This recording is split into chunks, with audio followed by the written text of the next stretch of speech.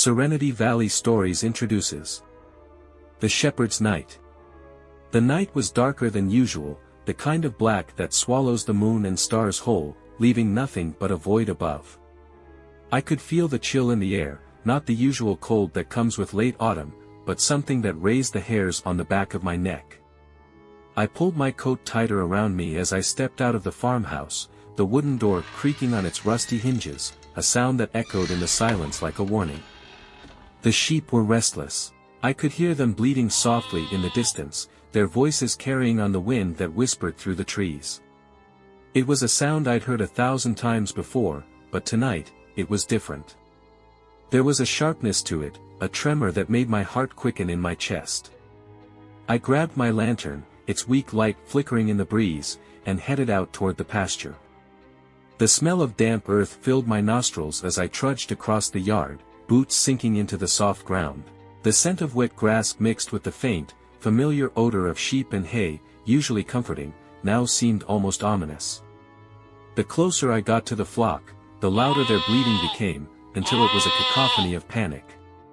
"Easy now, girls," I muttered, trying to soothe them with my voice. But they wouldn't settle. They huddled together, eyes wide and white in the dim light, stamping their hooves nervously. Something had spooked them, something more than just the dark. I squinted into the night, trying to make out shapes beyond the circle of my lantern's glow, but the blackness was impenetrable. Then I heard it, a low, guttural growl, so deep it seemed to vibrate through the ground beneath me. My breath caught in my throat, and I froze, listening. The growl came again, closer this time, a sound that rumbled through the air like a distant thunderstorm, but there were no clouds above, no sign of rain. The sheep began to scatter, breaking away from their tight cluster, as if something had pushed them apart. I whipped the lantern around, the light jerking and casting wild shadows. And that's when I saw it. At first, it was just a shadow among shadows, a darker shape against the night. But then it moved, fast, impossibly fast, and I caught a glimpse of it, something low to the ground, sleek and sinewy, with eyes that glowed a sickly yellow in the lantern's dim light. My heart pounded in my chest, and I took an involuntary step back, nearly tripping over a fallen branch. The thing, whatever it was, stopped just at the edge of the light, crouching low as it stared at me with those unblinking eyes. I could feel its gaze piercing through me, cold and hungry. My breath came in shallow gasps as I tried to make sense of what I was seeing. It looked like a dog, but wrong. Its skin was taut, almost leathery, with patches of rough fur clinging to it in uneven clumps. Its teeth were bared, long and sharp, glistening wetly in the light. I knew, deep in my gut, that this was no ordinary animal. This was the thing the old-timers in town had whispered about, the legend that had been passed down through generations. The Chupacabra. The name sent a chill down my spine, but I had no time to dwell on it. The creature let out another growl, low and menacing, and then it lunged. I barely had time to raise my arm in defense as it crashed into me, knocking the lantern from my hand. The glass shattered on the ground, plunging us into near-total darkness. Pain seared through my forearm as its teeth sank into my flesh, the hot, metallic scent of blood filling the air. I cried out, more in shock than pain, and swung wildly with my free hand, trying to dislodge the beast. My fist connected with its side, and it yelped, a sharp, high-pitched sound that was more human than animal. The thing released its grip and backed off, giving me a moment to scramble to my feet. My arm throbbed with pain, blood dripping down to my fingertips, but I couldn't focus on that. I could still hear it, circling me in the dark, its low growl echoing in the still night. The sheep were long gone, scattered in their panic, leaving me alone with this nightmare. I reached for the knife I always kept at my belt, my fingers slick with blood as I fumbled to pull it free. The blade glinted faintly in the darkness, a small comfort against the overwhelming fear that threatened to consume me. I turned slowly, trying to track the creature's movements, listening to the crunch of leaves and twigs underfoot as it prowled just beyond the reach of the broken lantern's glow.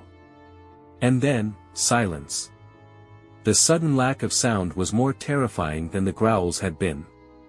My breath came in ragged gasps, my eyes straining to see in the pitch black. I could feel my pulse pounding in my ears, drowning out everything else. Where had it gone? Was it waiting, watching? Seconds stretched into eternity as I stood there, knife in hand, every muscle in my body coiled tight, ready to strike. Then, out of the corner of my eye, I saw it, a flash of movement, a blur of darkness against darkness. I turned just in time as the Chupacabra lunged again, its jaws snapping shut inches from my face. I reacted on instinct, slashing out with the knife. The blade caught it across the snout, and it yelped again, a high-pitched, keening sound that sent shivers down my spine. The creature recoiled, and I didn't waste a second. I bolted, running blindly into the night, my boots slipping on the wet grass as I stumbled toward the safety of the farmhouse. The pain in my arm was excruciating now, but adrenaline kept me moving.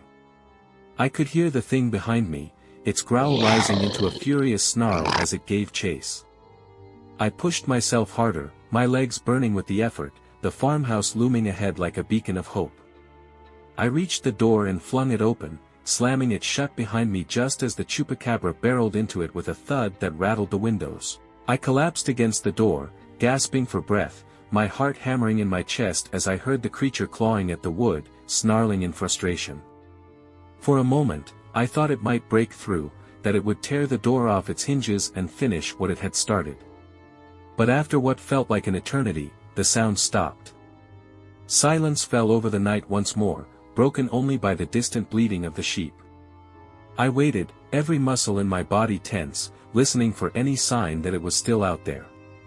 But all I could hear was the wind, soft and cold, whispering through the trees. Slowly, I peeled myself away from the door, my legs trembling as I made my way to the sink.